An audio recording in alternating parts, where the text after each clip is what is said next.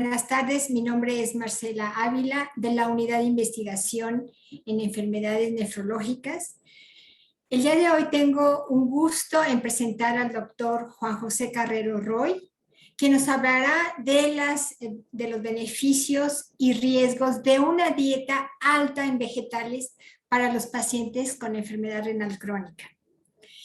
El doctor Carrero es originario de España, pero actualmente es catedrático de epidemiología renal del Instituto Karolinska de Estocolmo, Suecia. Autor de casi 500 publicaciones acerca de los factores de riesgo y el manejo de los pacientes con enfermedad renal, con enfoque especial en alteraciones nutricionales y seguridad de medicamentos. Miembro del grupo de trabajo que desarrolló las guías KDOQI de nutrición en 2020 y de las guías SPEN en el año 2021 acerca del manejo nutricional del paciente con enfermedad renal crónica. Además, es líder del grupo de trabajo de nutrición de la Sociedad Europea Renal y codirector del programa de educación y entrenamiento sobre el manejo nutricional de pacientes de la Sociedad Internacional Renal de Nutrición y Metabolismo. Recibió el premio Joel Koppel de la National Kidney Foundation en Estados Unidos. También recibió el premio de investigación de la Sociedad Italiana de Nefrología y el premio de excelencia de investigación de la Sociedad Europea Renal. Con ustedes, el doctor Juan Jesús Carrero. Hola, gracias por asistir a este webinar y gracias al comité organizador por invitarme a hablar de un tema que me apasiona, que es la dieta del paciente con enfermedad renal crónica. Hoy quería hablaros sobre la posibilidad de que una dieta rica en frutas y verduras sea beneficiosa para combatir los riesgos y las complicaciones del paciente con enfermedad renal crónica. Porque en el fondo, lo queramos o no, somos lo que comemos. Esta tan bonita frase quizás es algo con lo que estáis de acuerdo, porque representa el dogma de la ciencia de la nutrición, que parte de la premisa de que la nutrición es necesaria para la vida y que la calidad y la cantidad de los nutrientes que consumimos dominan y controlan los periodos de salud y de enfermedad. Si lo pensáis, esta frase de que somos lo que comemos no se aplica al paciente con enfermedad renal crónica. La dieta renal es una dieta que de manera tradicional se enfoca exclusivamente en limitar la cantidad de los nutrientes en la dieta, con muy poca mención sobre la calidad de la dieta resultante. Y de hecho, estaréis conmigo en que es un hallazgo prácticamente universal que la gran mayoría de nuestros pacientes, si bien no todos, les recomendaremos o bien que no consuman o directamente les prohibiremos el consumo de frutas y verduras, por miedo a abnormalidades en los electrolitos, principalmente hiperfosfatemia e hipercalemia, y a un posible riesgo de malnutrición asociada. Intentaré convenceros de que estas prácticas, si bien con buena intención, no están basadas en evidencia. Hablemos sobre las dietas ricas en frutas y verduras, dietas vegetales, y para ello he preparado la siguiente agenda. Primero, comentar cuáles son los posibles beneficios de los nutrientes específicos de estas dietas, cuáles son los posibles daños, qué sabemos a nivel de las dietas como patrones de conjunto y si os animáis a implementarla en vuestros pacientes, ¿qué os puedo recomendar? Durante esta charla hablaremos de dietas vegetales y creo que es importante definirlas. Yo las definiría como cualquier patrón dietético donde de manera voluntaria consumimos en proporción mayor cantidad de alimentos vegetales que de alimentos animales. Según esta definición, las dietas veganas o vegetarianas estarían en un extremo, pero las dietas saludables, como por ejemplo la dieta DASH, la dieta mediterránea o la dieta de Okinawa, también deben considerarse como dietas vegetales porque las frutas y las verduras están en el fondo, a la base de la pirámide alimenticia. Pues bien, cuando damos este tipo de dieta a nuestros pacientes, vamos a estar dándoles proteína vegetal, fibra, álcali, fósforo, potasio y otras cosas. Hablemos un poco sobre cada uno de ellos. Primero hablemos sobre la proteína vegetal, que tradicionalmente hemos considerado de bajo valor biológico, con la premisa, según la intención y los estudios de los años 50 y 60, de que este tipo de proteína no es suficiente para conseguir todo el perfil de aminoácidos esenciales. En función de esos comentarios, nuestras guías antiguas, las guías Keidoki del año 2000 en enfermedad renal crónica, sugieren o recomiendan que al menos un 50% de la proteína ingerida por nuestros pacientes debe ser de alto valor biológico. En otras palabras, debe venir de la carne de animal. Pues bien, 30 años después, la investigación ha demostrado que esta suposición era errónea. Y esta premisa se ha quitado de la guía 2020, puesto que no hay demostración ni observacional ni intervencional de que una dieta vegana o vegetariana vaya a generar deficiencias nutricionales o deficiencias en el perfil de aminoácidos. Es lo que se llama el concepto de complementariedad de los alimentos. En el contexto de una dieta variada y jugando con todas las fuentes de proteína presentes en las frutas y las verduras, no hay riesgo de deficiencias de aminoácidos. También lo vemos no solo en la población en general, sino en las poblaciones con enfermedad renal crónica. En los antiguos estudios de intervención de dietas bajas en proteína, que eran dietas veganas o vegetarianas, no se observaban en pacientes con estadio 4 y 5 ninguna deficiencia de aminoácidos o riesgos de malnutrición.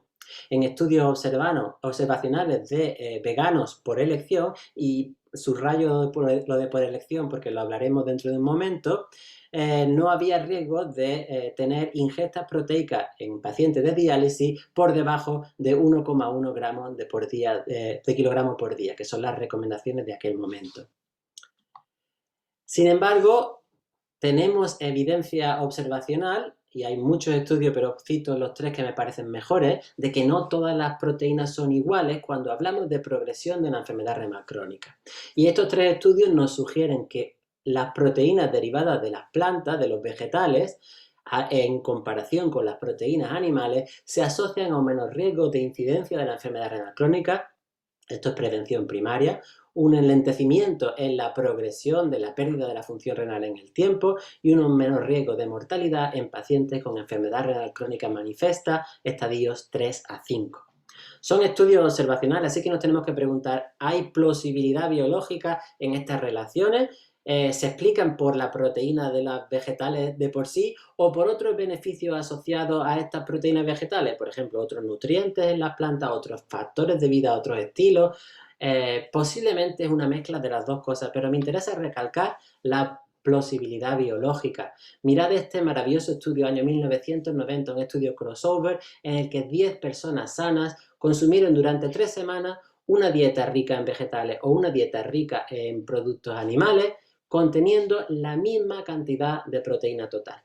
Y podéis ver que comparado con la dieta, con la proteína animal, la proteína vegetal se asoció, como veis en la figura, con una reducción del flujo renal plasmático, con un aumento de la resistencia vascular en el riñón y con una disminución del aclaramiento fraccional de albúmina, demostrando efectos específicos a nivel del glomérulo que pueden explicar por qué la progresión de la enfermedad renal crónica es más enlentecida a cuando se consume este tipo de proteína. También hay asociación entre la cantidad de proteínas vegetales de la dieta y el riesgo de mortalidad en pacientes con enfermedad renal crónica, que iría quizás en el mismo sentido. Sin embargo, hace un par de meses apareció en American Journal of Kidney Disease este estudio de China en el que observaban no una curva como la de antes, sino una curva en U, de manera que los pacientes que consumían muy poca proteína vegetal y mucha proteína vegetal en diálisis tenían los dos extremos una asociación con el riesgo de mortalidad. Aquí es donde empezamos a no entender bien las cosas. Y tenemos siempre que preguntarnos de nuevo con los estudios observacionales, ¿hay plausibilidad biológica? ¿Es esto algo específico del estilo de vida en China? ¿Es algo específico de la diálisis? Porque veréis luego que hay algunos estudios de diálisis que también nos dicen cosas raras. Pero hay dos cosas que me llaman la atención en este estudio. Primero, que computaron a la proteína de soja al grupo de proteína animal, cosa que me llama un poco la atención. Y segundo, que no ajustaron por la ingesta energética, cuando hubieron demostrado que los pacientes con extremos de proteína vegetal muy elevada también tenían una menor ingesta proteica total. Así que hay un posible factor de confusión por malnutrición subyacente. ¿Y por qué es importante esto? Porque me da la oportunidad de explicaros cómo debemos entender los estudios observacionales y especialmente la epidemiología nutricional en el contexto de la enfermedad renal crónica. Tenemos que ver que no hay pruebas de causalidad, solo vemos asociaciones y las asociaciones pueden significar cosas diferentes. Por ejemplo, en el paciente con enfermedad renal crónica general, debemos plantearnos si la dieta que están siguiendo es por elección o impuesta por el médico o por la dietista. Porque si es por elección, quizás hay menos problemas. Si es impuesta y el paciente no quiere llevarla a cabo, quizás si no tiene la educación adecuada sobre los alimentos que sí puede consumir y cuáles no, pues acabará eligiendo lo poco que conoce y ahí sí pueden haber deficiencias. En personas con enfermedad renal crónica y particularmente en las personas en diálisis donde ejercemos mayor restricciones dietéticas, debemos entender que una persona que elige o que en estudios observacionales parece tener un patrón dietético asociado a una dieta vegetal puede significar muchas cosas. Puede significar, por ejemplo, una persona que se adhiere no solo a una proteína, a una dieta vegetal, sino a otros estilos de vida que consideramos saludables. Por ejemplo, menor tiempo en la tele, mayor actividad física, etcétera, etcétera. Por otro lado, como estas son personas con enfermedad renal crónica avanzada y diálisis que no debieran consumir por las recomendaciones actuales frutas y verduras, puede significar que estamos viendo a pacientes no obedientes, no adherentes. El factor socioeconómico influye en ambos sentidos. En sociedades como en Estados Unidos es mucho más barato comprar productos preprocesados y productos cárnicos que productos vegetales frescos, con lo cual es un marcador de un bajo nivel socioeconómico. En productos en zonas rurales y en zonas empobrecidas, como puede ser en la China principal, las personas que viven ahí fuera es más fácil para ellos y más económico comer verduras y frutas que comer la carne o el pescado que está a precios más prohibitivos. También lo que estamos viendo quizás es la consecuencia de otro tipo de enfermedades. Pensad que a medida que envejecemos o tenemos periodontitis, duodenitis o problemas con la dentadura, que no son cosas infrecuentes ni en el anciano ni en el paciente renal, elegiremos qué alimentos queremos consumir y posiblemente elegiremos no consumir los productos cárnicos o que requieren masticado y mordido porque nos resultan incómodos y también hacen la digestión un poco más difícil. Así que es difícil interpretarlo y necesitamos intervención. Movamos ahora a otro nutriente. Si damos a nuestros pacientes frutas y verduras, van a consumir fibra. Y aquí tenemos muchísima evidencia a nivel de intervención, estudios randomizados y bien controlados, que en la población general nos demuestran que el consumo de fibra ayuda a mejorar el estreñimiento, mantener un peso corporal, los niveles de colesterol, los niveles de azúcar, prevenir el cáncer o disminuir el riesgo de eventos cardiovasculares. Ya con todo esto, yo diría que recomendar a la fibra a nuestros pacientes sería beneficioso porque todos estos problemas generalmente suelen tenerlo. Pero la fibra puede hacer mucho más y va a interaccionar con la microbiota, posiblemente haciendo un efecto beneficioso en la preservación de la función renal. Y os lo voy a intentar explicar con esta animación.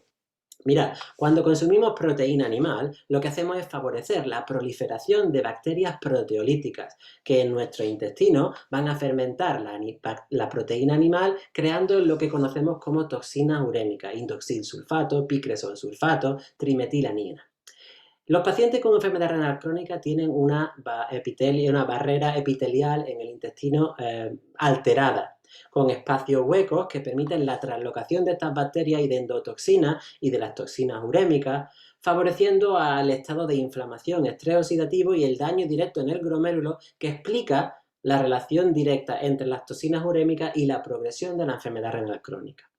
Sin embargo, si consumimos fibra, lo que vamos a hacer es proliferar el crecimiento de bacterias sacarolíticas en el intestino. Estas bacterias fermentan la fibra en ácidos grasos de cadena corta, que ayudan a mantener la integridad del intestino, ya de por sí un efecto beneficioso. Pero a nivel sistémico, estos ácidos grasos de cadena corta van a mejorar la sensibilidad a la insulina y promover un ambiente alcalínico, que va a contribuir en suma a disminuir la inflamación sistémica y la carga acídica.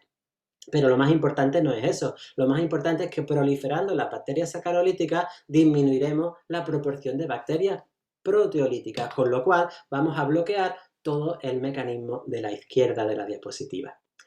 Esto es importante porque quiere decir que el equilibrio entre una y otra va a depender de la cantidad de fibra versus la cantidad de proteína animal que consumamos en nuestras dietas.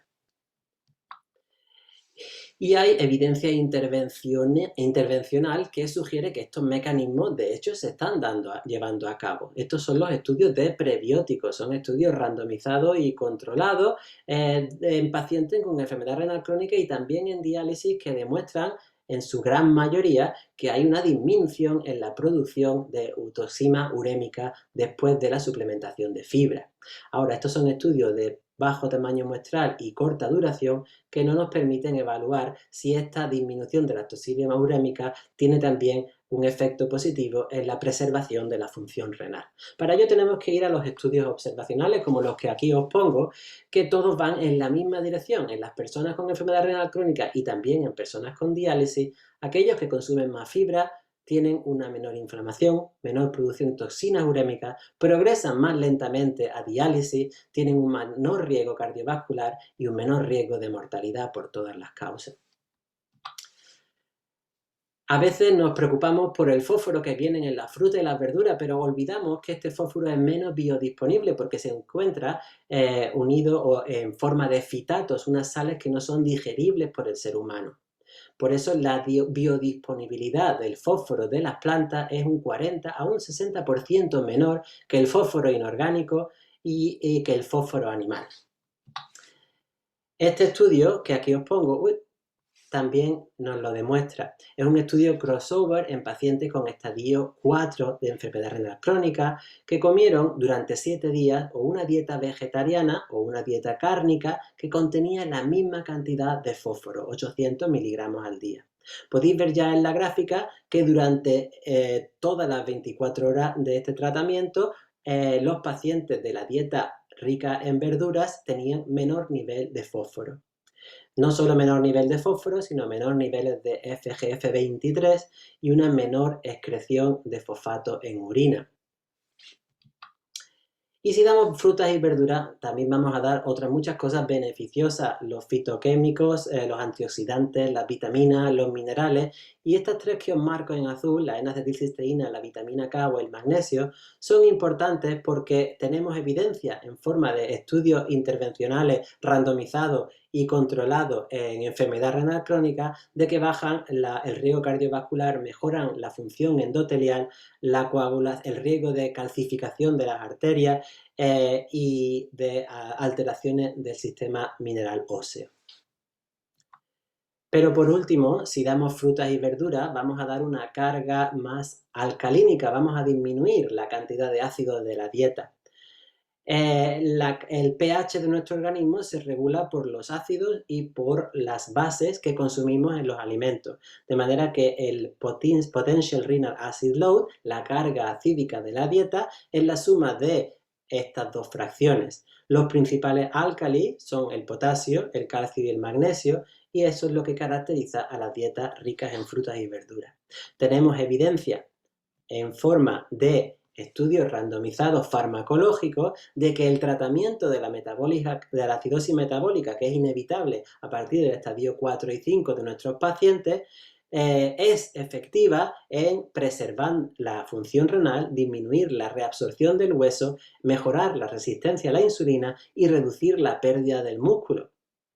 De manera que no debería ser imposible que mejorar la acidosis metabólica a través de la alcalinidad de la dieta produzca los mismos efectos. En estudios observacionales esto es lo que parece llevarse a cabo. En este estudio, por ejemplo, y hay muchos más confirmándonos, la cantidad de ácidos de la dieta aumenta el riesgo de empezar diálisis. Pero no tenemos que preocuparnos porque por hoy ya tenemos estudios controlados y bien hechos como este, que demuestra que el consumo de frutas y verduras controla la acidosis y disminuye la progresión de la enfermedad renal crónica. Este es un estudio randomizado en magnífico, son 100 personas con macroalbuminuria y enfermedad renal crónica estadio 3, que fueron randomizados a 3 tratamientos, o bien el cuidado habitual de los pacientes, o bien el uso de bicarbonato sódico, o el consumo de frutas y verduras ricas en álcalis. Es una intervención a 3 años y lo que observaron es que ambas intervenciones controlaban la acidosis de manera similar. Ambas intervenciones redujeron la excreción urinaria de angiotensinógenos de manera similar y preservaron la función renal crónica de manera similar, pero siempre mejor que el cuidado habitual, el grupo control. Quizás más interesante que estos 3 años, para mi gusto, es el seguimiento a 5 años, que publicaron un poco más tarde. 5 años consumiendo frutas y verduras versus 5 años controlando la acidosis metabólica con bicarbonato sódico. Podéis ver en la figura que estos dos grupos siguieron preservando la función renal de igual manera y mejor que el grupo control. Pero también es importante que el grupo de frutas y verduras comparado con el grupo de bicarbonato tenía un mejor control de la presión arterial, un mejor control del peso, menores niveles de lipoproteína A y mayores niveles de vitamina K1, que es necesaria para prevenir la calcificación arterial y es específica esta vitamina al consumo de verduras de hojas verdes. Claro que hay beneficios por el consumo de esta dieta que superan simplemente a la carga alcalínica. Porque una dieta, un patrón dietético vegetal es mucho más complejo que dar simplemente una serie de nutrientes combinados. Y tenemos que hablar de las dietas o de los patrones de la dieta porque es más difícil traducir esto entre las recomendaciones que nuestros pacientes pueden seguir. Y ahora os hablaré de algunos estudios observacionales que hablan de patrones dietéticos que, os recuerdo, en su mayoría serán siempre estudios observacionales con los caveats, con las limitaciones de las que hablamos al principio de la charla. A nivel de prevención primaria, todos los estudios que pudimos identificar hasta la fecha están evaluados en este metaanálisis y demuestran consistencia en el que una dieta rica en verduras y en frutas es efectiva para la prevención primaria, para el padecer enfermedad renal crónica a nivel poblacional. Estos otros estudios que aquí os muestro en pacientes con enfermedad renal crónica no dializada, estadios 3 a 5, también demuestran que un patrón dietético rico en frutas y verduras se asocia a una menor incidencia de la enfermedad renal crónica, a una progresión a diálisis más lenta y a un menor riesgo de mortalidad. Cuando todo va en la misma dirección, bien, pero podéis imaginar mi tristeza cuando aparecieron estos dos estudios del Diet Hemodialysis Cohort, demostrando o sugiriendo que en esta población en concreto no hay ninguna asociación clara entre tener una dieta más rica en frutas y verduras y el riesgo de mortalidad. Esta cohorte está compuesta de 10.000 pacientes en hemodiálisis de una multitud de países, principalmente europeos, pero también algunos países de Sudamérica, creo que Argentina en concreto, y países de del Oriente Próximo, Arabia Saudita y algunos más. Es importante recalcar la variedad multinacional de estos, por lo que os hablaré dentro de un segundo. He pensado mucho por qué aquí no vemos asociación y por qué todo lo demás parece que va en la dirección opuesta. Se me ocurre que quizás el paciente que empieza diálisis es demasiado anciano, demasiado afectado por comorbilidad y fragilidad como para beneficiarse de un cambio dietético. Por otro lado, son estudios observacionales, así que lo opuesto también podemos decirlo. Estos son principalmente supervivientes del largo proceso de la enfermedad renal crónica. En cualquier caso, pensad que la única evidencia que tenemos ahora viene únicamente de esta cohorte. Una cohorte que, bien de un gran poder estadístico, aplicó el mismo cuestionario de frecuencia de consumo de alimentos a países tan dispares como Suecia, España y Argentina. Y se me ocurre además quizás que que las mismas preguntas no pueden interpretarse de la misma manera y que puede haber diferencias en la manera en que reportamos la dieta. En cualquier caso, son muy válidos porque nos indican que debemos confirmar o refutar estas hipótesis con más estudios. Debemos evaluar mucho más la dieta del paciente en diálisis. A veces también pienso que quizás mortalidad no es el outcome, el desenlace que debemos evaluar asociado con la dieta. Estos estudios que aparecieron después nos asocian una dieta rica en vegetales, en pacientes en diálisis, con una mejor calidad de dieta, mejor calidad de vida, menor proporción de toxinas urémicas, mejor salud de la microbiota intestinal, menor riesgo de estreñimiento o de pruritus. Todos estos mecanismos también pueden ser otras cosas por las que la dieta rica en vegetales es beneficiosa para nuestros pacientes, y este tipo de desenlaces no son tan fuertes como la mortalidad, pero también son importantes para nuestros pacientes. El quid de la cuestión, lo que quiero deciros hoy, es que este tipo de dietas puede quizás ser buenas para nuestros pacientes, pero vosotros, que de manera natural debéis ser escépticos, no estaréis convencidos hasta que hable del elefante, del esqueleto del armario, que es la hipercalemia, la razón por la que principalmente restringimos este tipo de alimentos en nuestros pacientes. Bien, quería debatir esta práctica con 3 ideas que desde mi punto de vista están equivocadas. La primera idea es que el potasio es malo para nuestros pacientes, especialmente para el paciente renal. No, el potasio tiene muchos efectos beneficiosos en la salud, y de hecho las guías de salud pública recomiendan aumentar todavía más el consumo de potasio de lo que hacemos hoy en día a nivel poblacional, e incluso de manera general sugieren el reemplazamiento de las sales de sodio por sales de potasio para así aumentar el potasio ingesta general.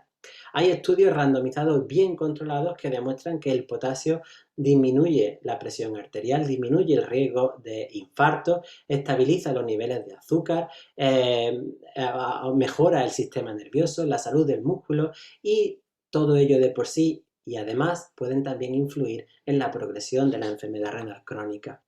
Por eso quizás a nivel poblacional, que es lo que vimos en este metaanálisis, todos los estudios muestran consistencia en la relación beneficiosa del consumo de potasio y el riesgo de padecer enfermedad renal crónica. De nuevo, prevención primaria. Os sorprenderá quizás saber que en pacientes con enfermedad renal crónica manifiesta, la gran mayoría de estudios nos sugieren que una mayor consumo de potasio también se asocia con mejores desenlaces. Hay 12 estudios hasta la fecha que os he puesto en esta figura. 8 de ellos se asocian con mejores desenlaces, marcados con cuadritos en verde. De hecho, un menor riesgo de progresión y un menor riesgo de mortalidad. 3 estudios no ven ninguna asociación o una asociación no concluyente. Normalmente tienen un tamaño muestral pequeño. Y hay únicamente un estudio, que es el último de aquí abajo, que nos asocia el consumo de potasio con un peor desenlace renales. Debemos quizás replantearnos un poco la cosa, pero también tengo que reconocer que hay menos estudios realizados en los pacientes en estadio 5 o diálisis, que quizás es la población más susceptible a hipercalemia asociada a la ingesta de potasio. Siempre la misma pregunta: ¿hay plausibilidad biológica en estas asociaciones? ¿Es debida al potasio? ¿Es debida al patrón de la dieta? ¿Es debida a los factores de vida que acompañan a una ingesta rica en potasio? Repasemos juntos cómo es la homeostasis de potasio en condiciones normales. En condiciones normales consumimos tú y yo unos 3.000 miligramos al día de potasio. De esos 3.000 miligramos al día, el 85% es biodisponible, un 15% perdemos directamente en las heces. De la porción biodisponible, el 80% se va a eliminar cada día a través del riñón. Y es tan solo el 5% del potasio de la dieta que se va a redistribuir entre los compartimentos extra e intracelulares. Por supuesto que en el contexto de la enfermedad renal crónica nos asustamos en el que este 80% del potasio de la dieta va a quedar en circulación. Si esto fuera así, la hipercalemia no solo sería frecuente, sería permanente, sería un hallazgo universal en nuestros pacientes. Y sabemos que no es el caso, porque a medida que progresa la enfermedad renal crónica aparecen mecanismos compensatorios para mantener la homeostasis. Estos mecanismos son principalmente 2. Un aumento de la secreción de potasio en el colon y un aumento de la deposición del potasio al compartimento intracelular para disminuir el potasio circulante en plasma. Y esto nos lleva a la siguiente idea, que creo que está equivocada, que es que la ingesta de potasio es la principal causa de hipercalemia en el paciente con enfermedad renal crónica. Pues bien, tenemos evidencia de que hay una asociación entre el potasio de la dieta y el potasio plasmático, pero esta asociación es, si cabe, principalmente durante el periodo postprandial. Este es un estudio muy bonito del año 93 con el caso extremo de 8 pacientes anúricos en hemodiálisis versus 8 control a los que se les administró un bolo de potasio. La cantidad de potasio que se les administró era parecida al potasio de un plátano.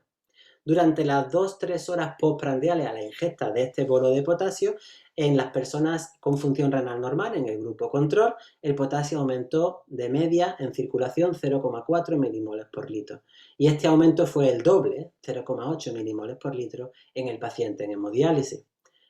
Algo de lo que preocuparnos, pero también este y otros estudios parecidos de los años 60 y 50 también demostraron que estos niveles vuelven prácticamente a la normalidad pasadas unas 5 o 6 horas.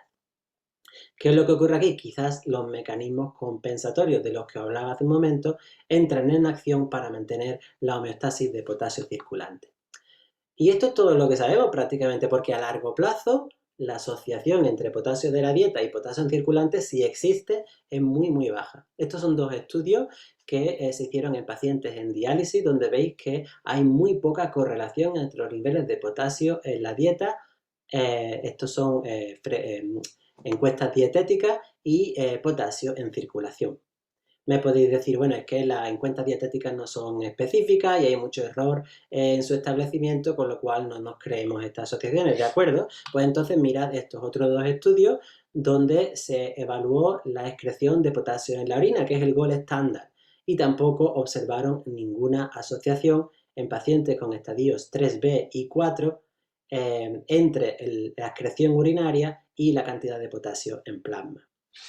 No quiero convenceros de que todo lo que sabíais estaba equivocado, solo quiero que nos replanteemos estos dogmas juntos e intentar apreciar que la restricción de potasio en la dieta de manera generalizada para prevenir la hipercalemia en nuestros pacientes es bien intencionada, pero no está basada en la evidencia. Las asociaciones principalmente pueden ser postprandiales, pero en el hospital no medimos el potasio postprandial, medimos el potasio en condiciones de ayuno o al principio de la diálisis, y ese potasio es el resultado de la bioacumulación crónica de potasio, que más puede explicarse por otros factores no dietéticos, como por ejemplo el uso de inhibidores del sistema de la renina y angiotensina. Por eso, de acuerdo con las guías Keidoki, no deberíamos promover una restricción generalizada de potasio en la dieta de nuestros pacientes, porque ello puede deprivar de la ingesta de otros nutrientes beneficiosos. En vez de eso, debemos educar al paciente en las opciones de los alimentos que tiene disponibles, porque todos los alimentos pueden ser ricos en potasio si se consumen de la cantidad adecuada, en el contexto adecuado o con el método de cocción inadecuado. Mirad, por ejemplo, este estudio en el que observaron cuáles son los principales contribuyentes al potasio de la dieta en pacientes en hemodiálisis en Estados Unidos, en California. No fueron las frutas y las verduras, los primeros lugares los ocuparon el pollo, la comida mexicana, las hamburguesas, la ternera. Porque nos olvidamos que hay muchos productos cárnicos, cereales y lácteos que tienen una cantidad de potasio similar al de frutas y verduras. Y nos olvidamos también que dentro de la familia de frutas y verduras hay algunas que tienen un contenido de potasio bajo, sobre todo en relación a la cantidad de fibra, y que quizás esas sí podíamos recomendar a nuestros pacientes. El problema no es tanto el potasio orgánico, sino el potasio inorgánico, los aditivos de potasio, que son casi tan comunes o más comunes que los aditivos del fósforo. Tampoco tienen que reportarse en muchas de las etiquetas de alimentos, y en estos estudios que aquí os cito demuestran que pueden aumentar la cantidad de potasio en los alimentos en casi un 300%. Esto no es baladí, porque significa que pueden añadir entre 300 y 500 miligramos de potasio por cada 100 gramos de producto. Una barbaridad. Por otro lado, sabéis que hervir los alimentos, la carne o las verduras, y echar el agua de hervido fuera nos permite reducir el contenido de minerales, también de potasio y de fósforo, en casi un 75%. Así que, ¿qué os quiero decir con estos dos mensajes aparentemente contradictorios? Por un lado, tenemos mucho potasio, por otro lado, si lo hervimos se va todo. Pues posiblemente es que, a pesar de nuestros esfuerzos por restringir las frutas y las verduras, tenemos muy poco control y muy poca capacidad de evaluar con precisión cuánto potasio ingieren nuestros pacientes. prohibir las frutas y las verduras puede que no resuelva el problema. Y si nos enfocamos en prohibir las fuentes orgánicas de potasio, vamos a olvidarnos del hecho de que la absorción del potasio de la dieta está influenciada por la ingesta de otros nutrientes. Y en estos 3 estudios que os cito aquí, podéis ver una demostración muy elegante de los mecanismos de acción que ocurre y que hace que cuando consumimos potasio junto con glucosa, fructosa, álcali o fibra, vamos a tener una menor biodisponibilidad. Estos 4 nutrientes se encuentran en las frutas y las verduras y hay un mayor número de investigadores que están empezando a pensar que al restringir las frutas y verduras, en vez de prevenir, estamos facilitando la absorción de potasio en la dieta porque mantenemos el bolo alimenticio más tiempo en el intestino. Interesante, ¿no os parece? Bien, supongamos que os he convencido y que decís, bueno, a lo mejor podemos empezar a pensar, recomendar poquito a poco más frutas y verduras en nuestros pacientes. ¿Qué puedo hacer? Permitidme daros algunos consejos. Quizás debemos cambiar el chip. En vez de hablar de una dieta baja en potasio, hablemos de la dieta de la hipercalemia, para recordar al paciente que son dietas que debemos seguir no siempre, sino cuando la hipercalemia es un problema que debemos tratar. Son dietas intermitentes, no permanentes. No todos los pacientes tendrán la motivación o el deseo de cambiar a una dieta más rica en frutas y verduras. Debemos encontrar al correcto porque cambiar el comportamiento o los hábitos de vida no es fácil, como bien sabéis. El kit de la cuestión es promover educación sobre los métodos de cocción, sobre el contenido de potasio, fibra y proteína de los alimentos y hablar y enseñar a identificar a los aditivos del potasio. Transicionar a una dieta rica en frutas y verduras es mucho más trabajo que simplemente prohibir de manera general el consumo de estos alimentos. Debemos implicarnos mucho más, la dietista sobre todo. La culpa no es de las frutas y las verduras, recordad que el potasio está presente en todos los alimentos y es algo que debemos introducir de manera gradual, con monitoreo, para evaluar posibles riesgos. Acordaros que la hipercalemia postprandial puede ocurrir, pero no debe ser la razón por la que permanentemente prohibamos frutas y verduras en nuestros pacientes. Para pacientes en diálisis que deseen coger una dieta estrictamente vegana o vegetariana, quizás debiéramos considerar suplementos B12. No necesariamente una dieta vegana o vegetariana promueve deficiencia en B12, pero el problema es que durante la diálisis perdemos el 40% de los niveles de B12 circulantes en el dializado. El kit, como os dije, es educar al paciente sobre los alimentos que sí puede comer. Y para eso quiero contaros un estudio que hicimos en México con el grupo de Ángeles Espinosa Cuevas y Ailema González Ortiz. Es un estudio de un solo centro en el que 150 pacientes en hemodiálisis se evaluaron con encuestas dietéticas de 3 días para ver su adherencia a lo que llamamos un patrón de adherencia a dietas ricas en vegetales. Se midieron durante cada 6 meses y tenemos un total de casi 500 observaciones trimestrales. Lo que podéis ver en el análisis multivariante de la gráfica es que los pacientes en hemodiálisis que seguían en este centro una dieta más rica en frutas y verduras no tenían ninguna diferencia en la energía que consumían cada día. Tenían un estado nutricional más saludable, demostrado por la escala MIS, y no tenían ningún riesgo a hipercalemia crónica. Sin embargo, sí vemos que los odds ratio para consumir más de 1 gramo de proteína al día por kilogramo de peso eran un poco menor en estos pacientes. Tienen alguna dificultad en adherirse a los targets de ingesta proteica. Recordemos qué ocurre aquí. Estos son pacientes en hemodiálisis en el que la dietista muy sabiamente ya había recomendado que no comiesen frutas y verduras.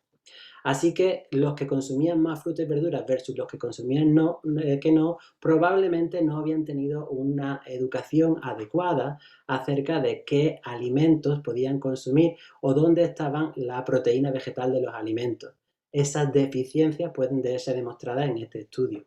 En cualquier caso, recordad que la magnitud del riesgo es muy pequeña.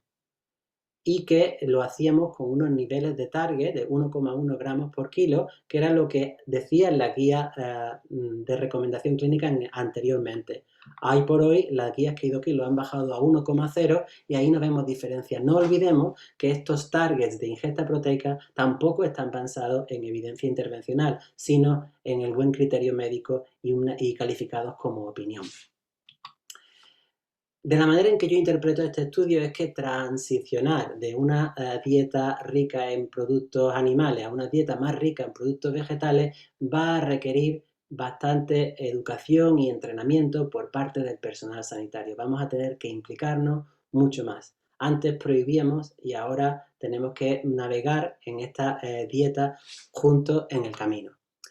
Unas palabras únicamente para terminar acerca de los productos procesados basados en plantas, que están muy de moda hoy en día, pero debemos leer las etiquetas con cuidado. Y estos dos estudios que aquí os cito podéis consultarlos porque nos hablan sobre las alternativas lácteas basadas en plantas, como la leche de soja, la leche de almendra, y los sustitutos de carne basados en planta, como la hamburguesa vegana, etc. Estos son productos que, si miráis las etiquetas, tienen un gran contenido en sodio, potasio y aditivos del fósforo, que no son posiblemente beneficiosos para nuestros pacientes, y también algunos de estos sustitutos de leche están ricos en oxalato, que sabéis que no pueden digerir los pacientes con enfermedad renal, los humanos, y que en enfermedad renal crónica puede aumentar el riesgo de progresión o aumentar el riesgo de piedra en el riñón. No son cosas de lo que tengamos evidencia científica, pero la práctica clínica nos sugiere moderación y sobre todo educación al paciente sobre los posibles nutrientes no tan beneficiosos que existen en estos alimentos que nos lo venden como grandes alternativas de salud. Y con esto no tengo nada más que felicitaros porque habréis sobrevivido a otro webinar más después de este periodo tan largo en el que llevamos tanto tiempo sin vernos y haciendo todas estas comunicaciones didácticas a través del ordenador. Espero no haberos aburrido y espero que os hayáis llevado algo interesante de todo lo que he dicho hoy. Lo puedo resumir en una diapositiva, que es lo que yo creo. Creo que una dieta rica en frutas y verduras promueve pocos daños y potencialmente muchos beneficios para el paciente con una enfermedad renal crónica estadios 3 y 5. Hemos hablado, por ejemplo, de la proteína vegetal, que no es inferior en calidad a la proteína animal y que hay evidencia de que puede enlentecer la progresión de la enfermedad. Hemos hablado de la fibra, que mejora el perfil de la microbiota para producir componentes antiinflamatorios y reducir la producción de toxinas urémicas, también con posibles efectos en la preservación de la función renal. Hemos hablado de una dieta más rica en protones, en álcali, que contribuye a mitigar la acidosis metabólica y preservar la función renal. ¿Os acordáis del estudio randomizado a 3 años? Y hemos visto que una dieta de este tipo tiene un perfil de proteína fósforo ratio más beneficioso y además da antioxidantes, vitaminas y minerales. Basada en la poca evidencia que tenemos hasta la fecha, tampoco he visto evidencia clara para la necesidad de limitar las frutas y las verduras en los pacientes con normocalemia, que son los que más. Y con productos con un bajo contenido de potasio por unidad de fibra pueden ser el tipo de plantas que podemos recomendar a esa menor cantidad de pacientes que tienen que restringir el potasio de la dieta por su riesgo de hipercalemia. Y con esto cierro la sesión, os dejo mi correo electrónico